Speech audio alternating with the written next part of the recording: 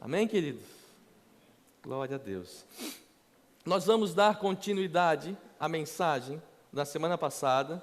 Semana passada nós ministramos o tema é tempo de ir mais fundo.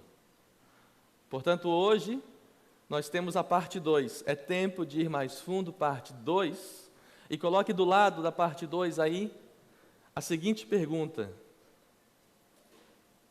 o que fazer durante o mergulho? Pense aí. O que fazer durante o mergulho? Se é tempo de ir mais fundo, vamos mergulhar em Deus. Amém? Quantos estão fazendo jejum? Que bênção, hein? Quase 100%. Que bênção.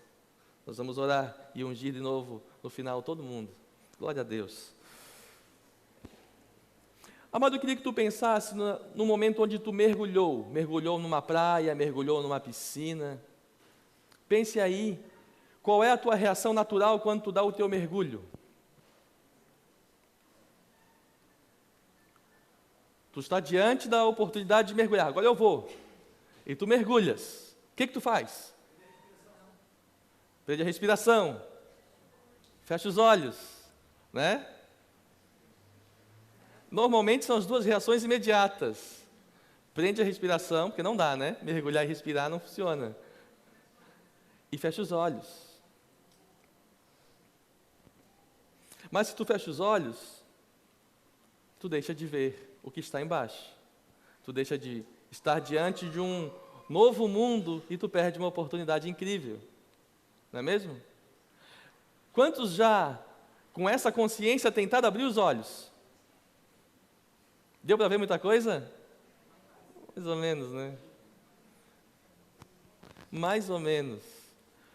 Porque os nossos olhos, eles não estão preparados para enxergar bem debaixo d'água.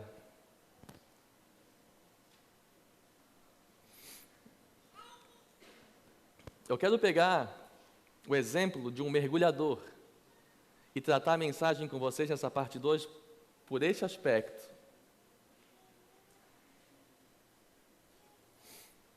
Nós vamos dividir a mensagem em 3 importantes pontos. E eu queria que vocês abrissem aí, por favor, o Evangelho de João, no capítulo 9, versículo 25. O contexto desse texto aqui é a cura de um cego. Ele é curado, um cego de nascença é curado, e Jesus cura no sábado para deixar os judeus um pouco mais nervosos, e eles ficam doidos com isso, e eles chamam o cego, ou o que era cego, para ser questionado. Tu era cego mesmo? Desde quando? Como assim? Quem te curou? Como tu estás vendo? E ele foi explicando, no capítulo 9 ele vai explicando, e ele vai dizendo, um homem chamado Jesus, colocou lodo em meus olhos, me mandou me lavar no tanque, e eu voltei vendo. E aí o versículo 24, os judeus dizem assim para ele, olha, dá glória a Deus, porque esse homem aí, que te curou, é pecador. E aí o cego dá uma resposta tão sensacional no versículo 25, que ela com essa resposta abre a nossa mensagem. Ele diz assim para os caras, olha, se era cego eu não sei, ou melhor, se era pecador eu não sei, o que eu sei é que eu era cego, e agora eu vejo, disso eu já sei. Olha, pecador ou não, isso é problema de vocês, que gostam de botar pecado nos outros, o que eu sei é que eu era cego, e agora eu vejo. Por isso, queridos, primeira coisa, para nós irmos mais fundo, nós precisamos estar de olhos abertos quando a gente mergulhar. Estar de olhos abertos num mergulho representa a nossa vida de oração. Anote aí, nossa vida de oração, ela representa que nem um mergulho de olhos abertos. Por quê? Ao orarmos, nós entramos em contato com o sobrenatural. Ao orarmos, nós entramos num conhecimento, numa intimidade, num relacionamento com um novo mundo que nós não tínhamos se nós não orássemos. Assim como se eu mergulhar de olhos fechados, eu estou perdendo todo um universo debaixo de mim. Eu estou perdendo a oportunidade de conhecer um mundo que eu não consigo ver, naturalmente, se eu não mergulhar. Vocês estão entendendo?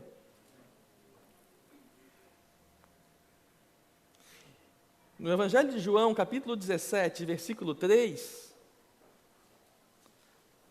ali diz que a vida eterna é esta, que conheçam a Ti, o único Deus verdadeiro, e a Jesus Cristo, a quem enviaste.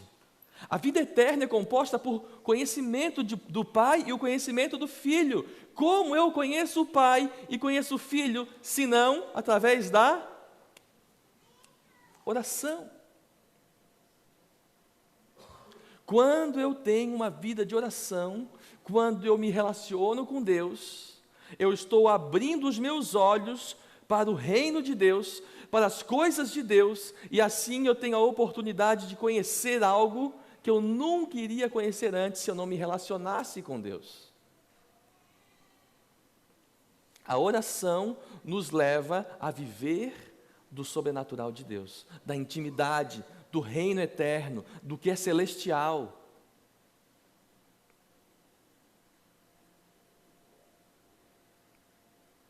Abre-se uma dimensão nova, uma dimensão de um conhecimento espiritual, se eu tenho vida de oração. Se tu mergulhar num mar transparente,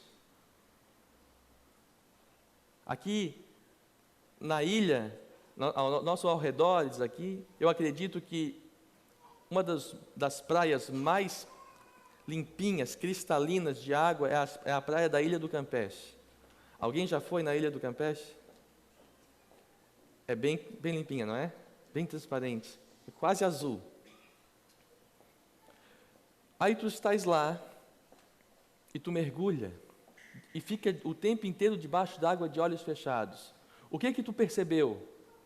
Percebeu a água, percebeu a sensação de estar ali, mas não viu, e nem conheceu algo que poderia estar diante de ti. De repente estava passando um tubarão, e tu de olhos fechados, sem saber o que estava acontecendo.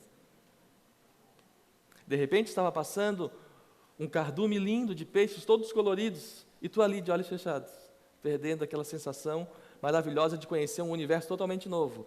Assim é a nossa vida se nós queremos mergulhar e não orar. Como eu vou mergulhar em Deus e não vou falar com Ele? Como eu vou mergulhar em Deus e não me relacionar com este Deus? Eu quero aprender muito de Deus. E tu oras? Falas com Deus? Não falo não. Meu dia é muito corrido. Poxa, então não dá para mergulhar assim. Nesses 21 dias de jejum, e de oração, e de consagração, e de leitura da palavra, tudo o que nós precisamos fazer nesses 21 dias é permanecer de olhos abertos, porque o Senhor quer nos mostrar coisas novas, coisas espirituais que a gente ainda não entendia, coisas espirituais que a gente ainda não conhecia. Amém? Oração é tudo na vida do Filho de Deus. É tudo. Abra comigo no livro de Daniel, no capítulo 9.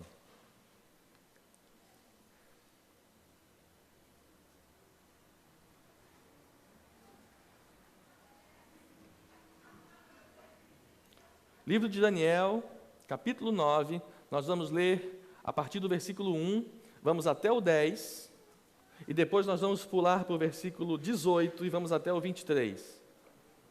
Deixa que eu depois aviso novamente. Daniel 9, amém? Chegaram? Veja o comportamento do homem de Deus aqui. No primeiro ano de Dário, filho de Assuero, da linhagem dos Medos, o qual foi constituído rei sobre o reino dos caldeus, no primeiro ano do seu reinado, eu, Daniel, entendi pelos livros que o número de anos de que falara o Senhor ao profeta Jeremias, que haviam de durar as assolações de Jerusalém, era de 70 anos. Voltei o rosto ao Senhor Deus para o buscar com oração, súplicas, com jejum, pano de saco e cinza. Orei ao Senhor meu Deus, confessei e disse, e veja a oração: Senhor, Deus grande e temível, que guardas a aliança e a misericórdia para com os que te amam e guardam os teus mandamentos. Temos pecado e cometido iniquidades, procedemos perversamente e fomos rebeldes, apartando-nos dos teus mandamentos e dos teus juízos. E não demos ouvidos aos teus servos, os profetas, que em teu nome falaram aos nossos reis, nossos príncipes e nossos pais, como também a todo o povo da terra. A ti, ó Senhor, pertence a justiça, mas a nós o corar de vergonha. Como hoje se vê aos homens de Judá, os moradores de Jerusalém, todo Israel, quer os de perto, quer os de longe, em todas as terras por onde os tens lançado, por causa das suas transgressões que cometeram contra ti. Ó Senhor, a nós pertence o corar de vergonha, aos nossos reis, aos nossos príncipes, aos nossos pais, porque temos pecado contra ti. Ao Senhor nosso Deus pertence a misericórdia e o perdão, pois nós nos temos rebelado contra Ele, e não obedecemos à voz do Senhor nosso Deus, para andarmos nas suas leis, que nos deu por intermédio dos seus servos, os profetas. Por enquanto, para até aqui. Veja Daniel, queridos. Primeira coisa fundamental desse texto é que ele está estudando a palavra de Deus. Vocês observaram? Eu estava pesquisando em cima dos livros, entendi pelos livros que a profecia dada por Jeremias, que nós passaríamos por esse cativeiro, duraria 70 anos. Sem estudar a palavra de Deus, nós ficamos muito enfraquecidos na revelação de Jesus. Quantos estão lendo 10 capítulos por dia aí, nesse jejum? Quantos estão dedicados? Amado, se tu deixou para trás, se tu perdeu um dia, se tu está um pouquinho atrasado, não desiste não. Continua. Quantos estão impressionados que em uma semana vocês já leram dois evangelhos e já estão em Atos dos Apóstolos? Incrível, não era? Não andava antes. De repente tu te dedica em cima da palavra e voa. Em uma semana, amados, nós já estamos em Atos. E se por acaso tu não ouviu a mensagem da semana passada e está ouvindo hoje, é tempo de entrar, dá tempo de entrar, entra. E ao invés de fazer 21 dias de jejum, faça 14 então, que é o que falta para nós terminarmos, mas entre conosco. Amém?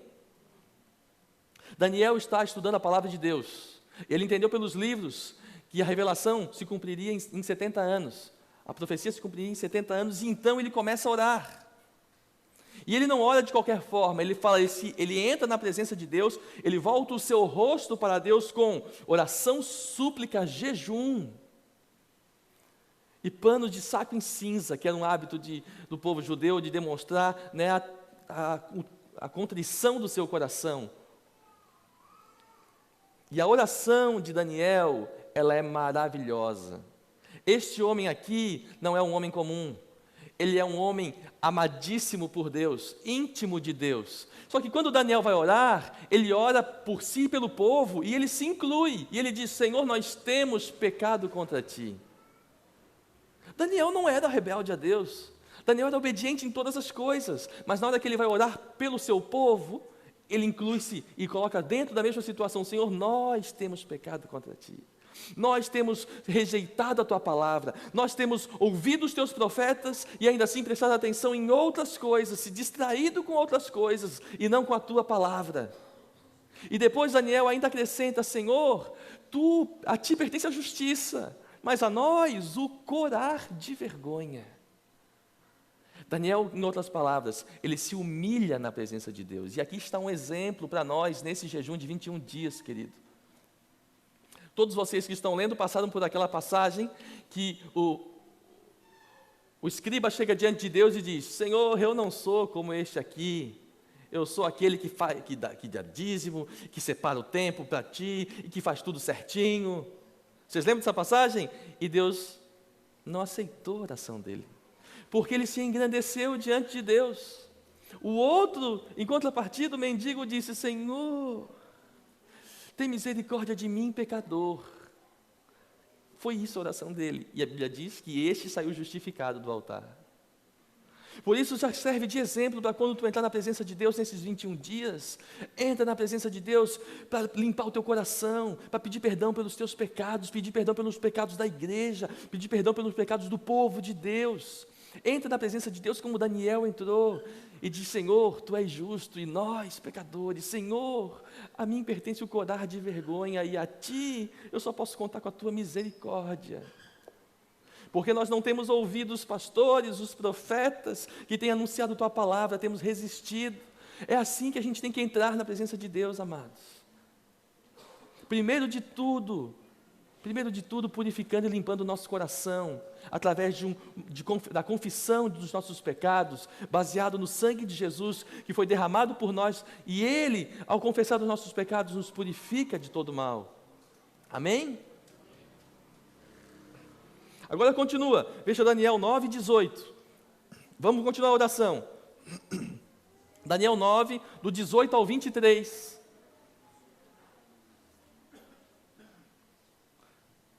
Lá diz assim: inclina, ó Deus meu, os ouvidos e ouve, abre os olhos e olha para a nossa desolação, e para a cidade que é chamada pelo Teu nome, porque não lançamos as nossas súplicas perante a Tua face fiados em nossas justiças, mas em Tuas muitas misericórdias. Ó Senhor, ouve. Ó Senhor, perdoa, ó Senhor, atende-nos e age. Não te retardes por amor de Ti mesmo, ó Deus meu, porque a Tua cidade e o Teu povo são chamados pelo Teu nome. Aqui está o pedido de Daniel. Ele confessa os pecados, aqui ele faz um pedido. E veja o que acontece, versículo 20. Falava eu ainda, e orava, e confessava o meu pecado e o pecado do meu povo, do povo de Israel, e lançava minha súplica perante a face do Senhor meu Deus, pelo monte santo do meu Deus. Falava ainda na oração, quando o homem Gabriel, que eu tinha observado na minha visão ao princípio, veio rapidamente voando e me tocou a hora do sacrifício da tarde. Ele queria instruir-me, falou comigo e disse: Daniel, agora saí para fazer-te entender o sentido. No princípio das tuas súplicas saiu a ordem e eu vim para te declarar, porque és muito amado. Considera, pois, a coisa e entende a visão. Paramos aqui porque depois vem a explicação da visão, mas não vem ao caso. Porém, entenda, querido, esse homem dedicou sua vida aqui, nesse caso, em oração, em súplica, em jejum, buscou a Deus na humildade, pediu perdão pelos seus pecados, pediu perdão pelo pecado do povo, depois começou a pedir ao Senhor que ouvisse e agisse, por intermédio daquela oração, para agir pelo seu povo, por Israel, pela cidade de Jerusalém, e de repente, versículo 20 em diante, Deus envia o anjo Gabriel. E o anjo Gabriel vem trazendo revelação, vem fazendo Daniel entender ainda mais daquilo que ele já tinha começado a entender. E esse é o resultado de uma vida de consagração. Anote isso. O resultado de uma vida de consagração é revelação de Deus para as nossas vidas, para as nossas famílias, para a nossa igreja. É quando vem o Senhor e abre o nosso entendimento. Aqui o anjo Gabriel foi o emissário, foi o responsável pela revelação. E ele diz: no princípio das tuas súplicas saiu a ordem. E eu vim para te declarar, porque és muito amado. Considera, pois, a coisa e entende a visão. Oh, meu Deus, quantos querem entender a visão de Deus? Quantos querem realmente entender a visão de Deus? Então, entre na presença de Deus nesses 21 dias, fiados nisso. Senhor, eu não entro por causa das minhas justiças, como diz Daniel, mas confiado nas tuas muitas misericórdias, eu entro para entender mais de ti, para conhecer tua face, para ter intimidade contigo. Eu quero mais de ti, Senhor, eu quero te conhecer melhor.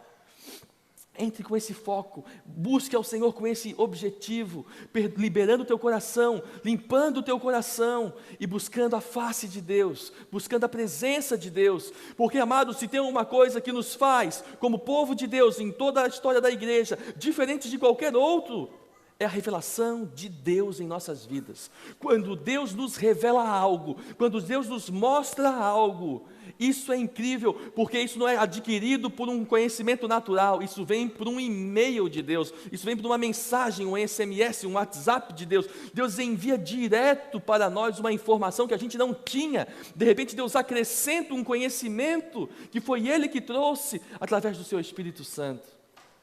Hoje, quem traz a revelação do Pai para nós, no Novo Testamento, quem é? É o Espírito Santo.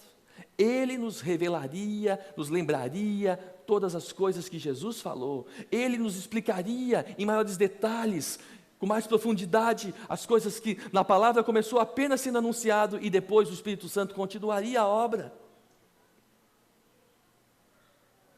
O resultado de uma vida consagrada é uma vida de intimidade em sintonia com Deus, recebendo revelação de Deus para cada um de nós. Se tem algo que tu precisas e eu preciso, é a revelação de Deus. Porque hoje Deus pode te contar tudo que Ele quiser contar. Ele sabe de tudo. Ele sabe de tudo que aconteceu no passado. Ele sabe exatamente tudo que está acontecendo em todo o universo nesse exato momento. Como Ele sabe também tudo que vai acontecer amanhã em cada pessoa que existe no planeta Terra. Por isso, se o Senhor te revelar algo, querido, isso é a coisa mais preciosa que existe. E é isso que fez a igreja sempre estar na vanguarda, sempre estar à frente. Enquanto o império das trevas tentava fazer algo contra o povo de Deus, Deus revelava ao seu povo, e quando a força do inimigo procurava nos achar, o povo de Deus já estava lá no outro lugar, porque Deus sempre colocava o seu povo à frente das ciladas do inimigo. O povo que dedica-se ao Senhor, consagrado ao Senhor, não cai em ciladas do inimigo, porque o seu Deus revela os caminhos de vida, os caminhos de verdade, os caminhos de paz, os caminhos de alegria. Amém? Quantos creem assim? Amém? Amém? Glória a Deus. Queridos, vocês observaram que Daniel coloca que ele se consagrou em oração e jejum. E jejum é o próximo adereço do mergulhador. Sabia? O jejum são os óculos do mergulhador. Porque dá para enxergar alguma coisa debaixo d'água se tu mergulha de olhos abertos. Mas se tu põe os óculos, fica tudo mais claro. Pois é isso que o jejum faz numa vida de consagração. Ele refina a visão. O jejum, aliado à oração, ele é semelhante a alguém que mergulhou, abriu seus olhos de máscara. Oração é os olhos abertos e o jejum são os óculos do mergulhador, que fez ele enxergar com nitidez o que está debaixo do mar, faz ele enxergar com clareza o que está ao seu redor. Quando nós entramos numa vida de jejum e de oração, o Senhor permite com que os nossos sentidos espirituais, em outras palavras, o nosso espírito esteja mais aguçado para as coisas de Deus, e assim a gente enxerga melhor aquilo que realmente importa. Vocês vão perceber que ao terminar esses 21 dias, muitos de vocês nem voltarão mais a fazer algumas coisas que faziam antes e que não eram pecado, mas eram grandes distrações que te roubavam da presença de Deus, que tomavam muito o teu tempo. Vocês vão ver que algumas coisas perderam até a graça. Não tem mais graça fazer isso, ou ver aquilo, ou gastar o meu tempo na madrugada desse jeito, não tem mais graça. Quantos recebem? Você acha amém? Glória a Deus. O jejum refina a visão. O jejum, ele diminui a nossa atenção nas distrações. Ele foca em Deus e no seu reino. Dá para dizer então que existe 3 categorias de mergulhadores.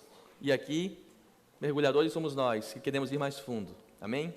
O primeiro é aquele que mergulha de peito aberto, sem máscara nem nada, e abre os seus olhos. Esse é o cristão que ora, que busca a Deus, mas ainda assim, fica muito turvo ainda o seu entendimento para muitas coisas. A segunda categoria de mergulhador é aquele que mergulha de olhos abertos, mas com máscara, e assim, ele se deslumbra com aquilo que ele está vendo ao seu redor, e aumenta o seu grau de conhecimento. Seu nível de conhecimento do reino se expande. Mas eu quero adicionar o terceiro instrumento do mergulhador, que aí é a união perfeita para todos nós, como filhos de Deus que querem intimidade com Deus. O mergulhador, ele precisa da máscara, certo? Ele precisa estar com os seus olhos abertos. Mas se ele quiser conhecer de verdade, realmente, ele precisa de um tubo de oxigênio. E o tubo de oxigênio dá o que para o mergulhador? Dá gás, dá energia. E isto é a perseverança no Filho de Deus. Porque tu até pode jejuar e orar, mas de repente bateu aquela fome desesperada, e aquele cheirinho de churrasco passando do teu lado. E tu pensa, sinto muito, Deus, mas esse cheirinho está mais forte que eu. E faltou perseverança. E tu até se deslumbrou com algumas coisas maravilhosas de Deus, mas logo morreu na praia.